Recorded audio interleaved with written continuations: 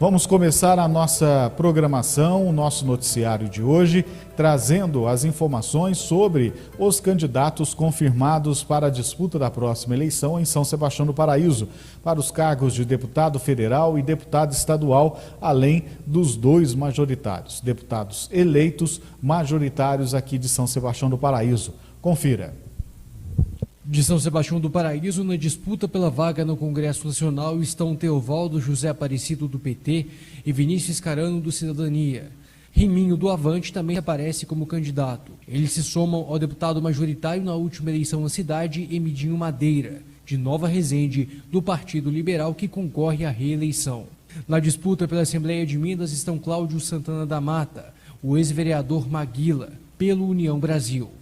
Dilma Aparecida de Oliveira, pelo PSB, José Luiz do Érica, pelo Republicanos, Vânia Portumumic, pelo Avante. O deputado majoritário em Paraíso na última eleição, Antônio Carlos Arantes, natural de Jacuí e com base de apoio no município paraisense, busca uma reeleição. Sérgio Aparecido Gomes, do PSD, efetuou o pedido de registro da candidatura, mas, segundo informações divulgadas pelo Jornal do Sudoeste, Serginho desistiu de concorrer a uma vaga para deputado federal. O pedido de desistência foi protocolado no cartório eleitoral na tarde desta terça-feira e será comunicado ao cartório de Belo Horizonte. Todas as candidaturas estão sujeitas à homologação pelo Tribunal Regional Eleitoral, que vai verificar até o dia 12 de setembro se os candidatos cumprem os requisitos necessários ou se estão impedidos pela lei da ficha limpa. As eleições gerais em primeiro turno ocorrem em 2 de outubro e os brasileiros vão às urnas para definirem os seus representantes na Assembleia de Minas, no Congresso Nacional, no Senado, governador e presidente da República. Eu tenho falado, quando tenho oportunidade, dessa questão das eleições proporcionais, deputados estaduais, deputados federais e também para senador. Nos últimos tempos, nós tivemos, principalmente os brasileiros, os eleitores brasileiros, aquelas pessoas que são conectadas no dia a dia, e agora, com a facilidade das informações, as notícias chegam no nosso celular, no nosso bolso, um celular na nossa mão, a todo momento, pelos diversos meios, a gente está recebendo notícia. E nós podemos perceber, então, a importância que tem um legislador na definição dos rumos de um país. Nós vimos a importância de uma Câmara dos Deputados, de um Congresso Nacional, que é composta ainda pelo Senado, na definição de políticas públicas que impactam diretamente na vida de todos os brasileiros. A última delas, a gente pode falar aí da questão da redução do combustível, A redução da alíquota foi aprovada na Câmara dos Deputados, no Senado, e teve um reflexo direto na nossa vida, na vida dos motoristas, daquelas pessoas que abastecem, com a redução dos preços de combustíveis, principalmente aqui no estado de Minas Gerais, em São Sebastião do Paraíso.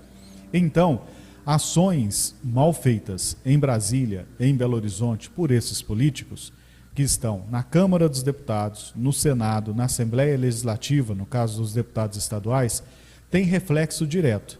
Da mesma forma, boas ações, boas leis, boas medidas votadas, aprovadas nessas câmaras de discussão e de representação da população brasileira também tem um reflexo dessa vez positivo na nossa vida. Então, nós temos que ter a consciência de que tão importante quanto uma eleição para a presidência da República, que nós estamos vendo aí um país rachado entre duas vertentes, entre dois partidos, entre dois grupos que apoiam seus candidatos, são as eleições para deputados federais, estaduais e senadores. Porque eles têm papel fundamental na Constituição do Brasil hoje, na divisão dos poderes como nós vivemos, de influenciar nas políticas públicas, como eu disse, para o bem ou para o mal da população. Então, vote com consciência. Não vote em troca de um saco de cimento, de uma cesta básica, de um favorzinho. Analise a vida dos candidatos. Pegue o currículo de cada um, veja as realizações que cada um teve. Ah, mas é a primeira eleição que eu estou disputando. Ele tem uma vida pregressa, como empresário, como cidadão. Pesquise. Tem informações sobre esse candidato que chamou a sua atenção. E a gente tem que parar de votar com o estômago. A gente tem que pensar, analisar e votar com o nosso cérebro, com bom senso e critério. Faça uma análise, né? Coloque na ponta do papel aquilo que são os seus valores, o que um político bom e honesto precisa ter para ganhar seu voto. E analise os candidatos. Caso você não ainda fique em dúvida, pense da seguinte forma: esse candidato que você está escolhendo, você colocaria para administrar a sua empresa? Você colocaria para administrar as suas finanças pessoais? Será que essa pessoa te passa essa sensação de honestidade, de competência para gerir o dinheiro público? Porque, na verdade, o dinheiro público é o dinheiro que sai do meu bolso, que sai do seu bolso, que sai das empresas em forma de impostos que compõem o bolo fiscal em que os deputados e políticos administram de uma forma geral. Essa pessoa que você vai votar, ela é a favor de um fundo partidário de 5 bilhões de reais para ser distribuído para partidos políticos? Então são questões que você precisa analisar, que você precisa colocar em prática, porque depois não adianta ficar reclamando de político. E outra coisa, viu, gente? Esse negócio da gente ficar falando assim, ó, político é tudo corrupto, político é tudo ladrão, isso é uma forma de afugentar as pessoas boas de entrarem na política.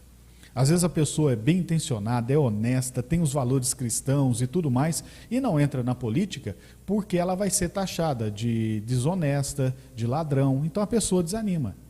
Então, maus profissionais e bons profissionais tem em todos os lugares. Tem nos meios de comunicação, tem no ramo que você trabalha, tem bons e maus profissionais.